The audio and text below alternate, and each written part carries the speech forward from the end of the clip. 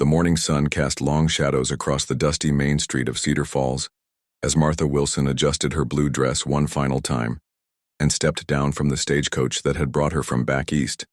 She carried only a small carpet bag and a letter that had grown soft from being read so many times the paper threatened to tear along its creases.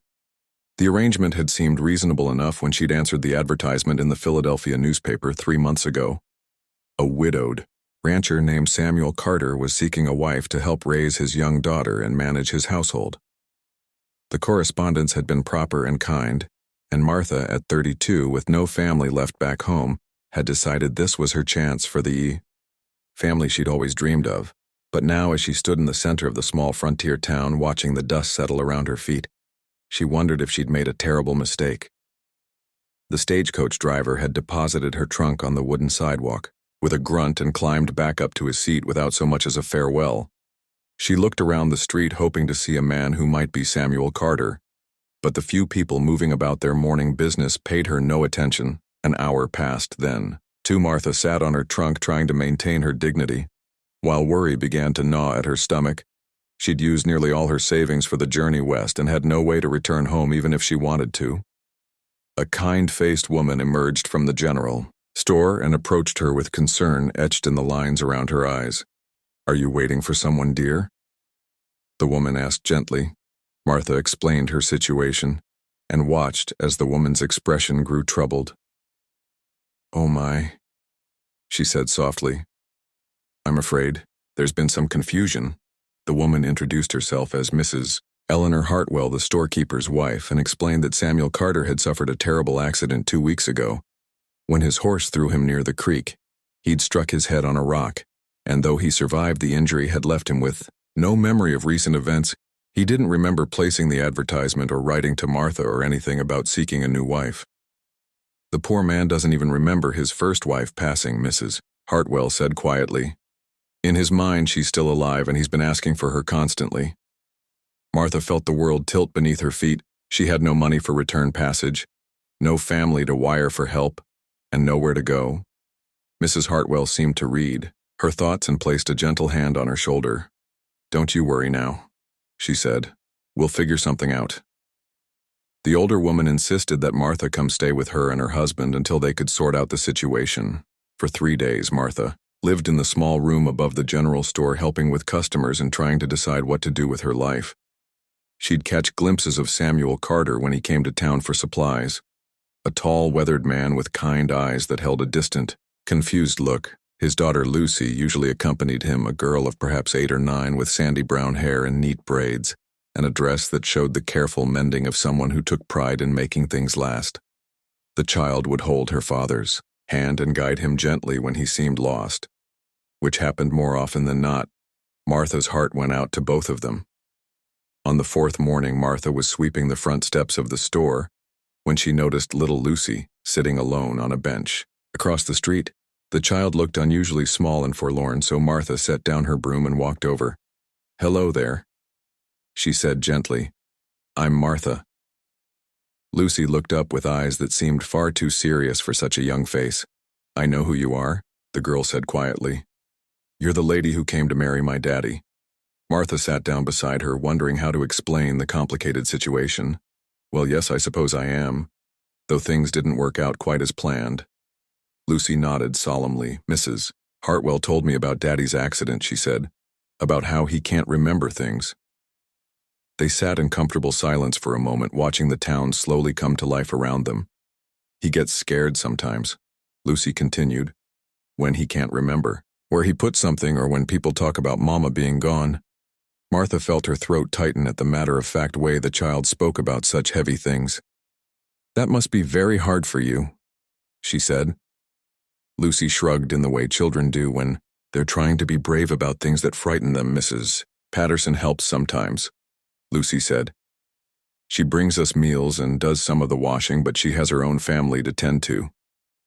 Martha learned that Mrs. Patterson was a neighbor woman who'd been checking on them since the accident. But she lived 3 miles away and couldn't be there every day. "Who takes care of you when she can't come?" Martha asked. "I take care of Daddy," Lucy said simply, "and he takes care of me best he can." The weight of responsibility this young girl carried made Martha's chest ache. Over the next few days, Martha found herself watching for Lucy and Samuel when they came to town. She began to notice things that others might have missed. How Lucy would gently redirect her father when he became confused. How she'd count out coins carefully when making purchases, clearly having been taught to be responsible with money. How she'd pack their supplies with the efficiency of someone much older. One afternoon, Martha was helping Mrs. Hartwell inventory fabric when they heard shouting from the street. Through the window, they could see Samuel Carter standing in the middle of the road, looking around frantically while Lucy tried to calm him. Sarah, he was calling. Sarah, where are you? Sarah had been his first wife's name. Martha watched Lucy take her father's hands and speak to him quietly until his panic subsided. But she could see the exhaustion in the child's small shoulders, and the way she glanced around as if hoping someone else might help that evening. Martha made a decision. She asked Mrs.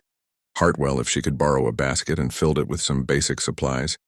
Soup ingredients, fresh bread, and a few pieces of candy she'd noticed Lucy admiring in the store.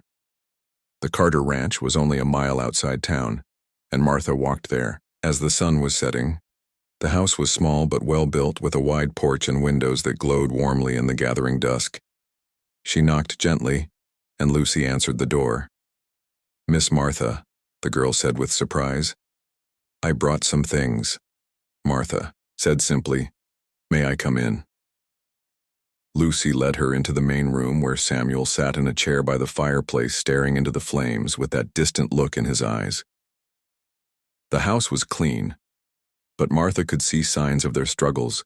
Dishes stacked in the sink that were too high for Lucy to wash properly. Mending piled in a basket that required skills the child hadn't yet learned. A few items scattered on the floor as if someone had been looking for something and forgotten what they were seeking. "Addie," Lucy said gently, "this is Miss Martha, the lady I told you about." Samuel looked up and smiled politely, but Martha could see no recognition in his eyes. "Ma'am," he said courteously. "Are you a friend of Sarah's?"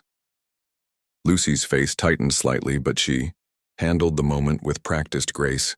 "Miss Martha brought us some soup, Daddy," she said.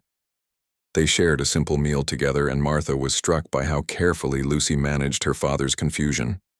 She'd answer his repeated questions patiently, redirect him when he became agitated, and keep the conversation on safe topics. After dinner, Martha helped wash the dishes while Lucy got her father settled for the evening. As Martha prepared to leave, Lucy walked her to the porch. "Thank you," the girl said quietly.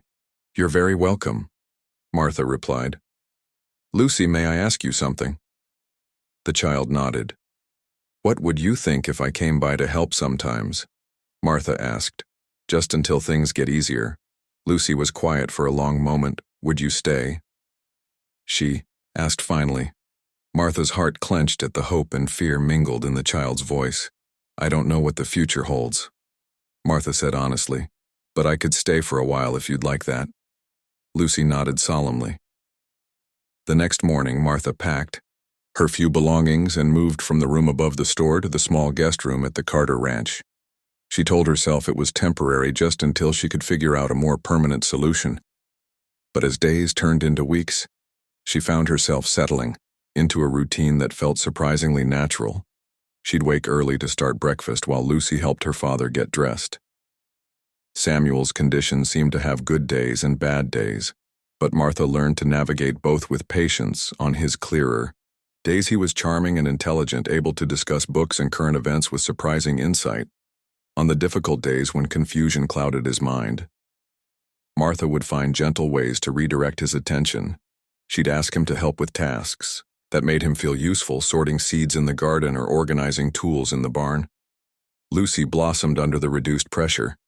She began acting more like the child. She was laughing at silly jokes and playing with a rag doll Martha had found tucked away in a trunk. Martha taught her skills that every young lady should know: proper needlework, how to manage a kitchen budget, and the art of preserving foods for winter. But she also made sure Lucy had time to simply be 8 years old in the evenings. After Samuel had fallen asleep, Martha would read to Lucy, or they'd work on simple crafts together. It was during one of these quiet times that Lucy asked the question that had been building in Martha's heart for weeks.